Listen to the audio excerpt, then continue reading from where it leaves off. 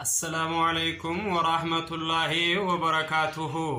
هردفتوتا في دعوتوتا دوها ميديا كن سغنتا أدودا كان دوها ميديا إراه إسنيف دبراجرودا رمضان والقبته بدعان توكو توكو ومما جراچون إساه لغامن إفتار داندي الراجامي وقالمان دبر خنجل قبي وقاته يروسانيتي سياسة دا والقبته وانغاري فكاتي ترون إساه نيادتما حالما خنان وصو هندابتين اتفوفي اكوان سناتي اتفوفي جروان تهف علماء وتسناتي في درسون نياكيدان غلتف وانت كن هندي فما بدا هاريا وان تهف دور دابچون برباچي سارجچودان واميچا دبر سني تجرم سغنتان افطار بداراتون قام موتماتين كان قپاهو يوموتاهو قام موتماتين كان قپاهو يوموتاهو akka ulama nijaanitti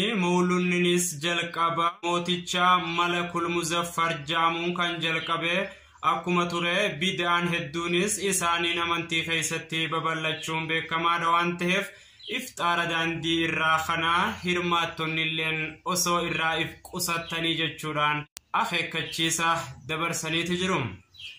oduu itikaafatii wal qabatee dargaggeeyyiin yeroo itikaafa seentan bilbila qabaachuu irraa bilisa osoo tahanii fayyaa isaaniitiif fayyaa itikaafa isaaniitiif akkaan barbaachisaa tahuu isa doktoronni fayyaa qalbiitii fi qorattoonni balaa sooshaal miidiyaadha waamicha furgaasaniiti jiru.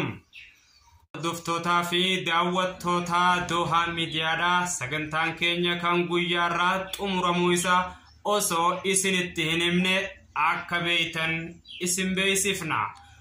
Wassalaamu alaykum wa rahmatullahi wa barakatuhu. An obboleessa keessan tafakkur Afrikaa yookaan nadri sheekhanasi. Doha Media like share subscribe goda. Wassalamu alaykum wa rahmatullahi wa barakatuhu. ليلة القدر دان والكون ما يسنين جنة.